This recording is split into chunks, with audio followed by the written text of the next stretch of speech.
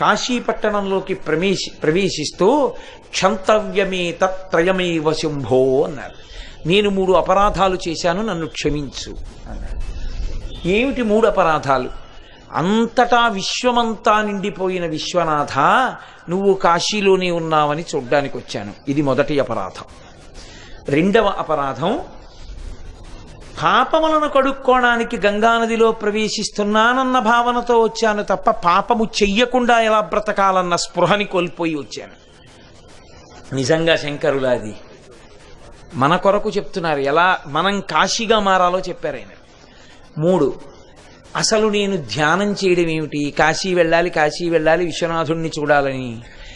అవాంగ్మానస గోచరుడవైన నిన్ను నా మనసుతో వాక్కులతో ధ్యానం చేసి భజించి దండకాలు స్తోత్రాలు పాడి నిన్ను అందుకోవచ్చు అనుకోవడం 3వ తప్పు. ఈ 3టికి నన్ను క్షమించని కాశీలోకి వచ్చాను.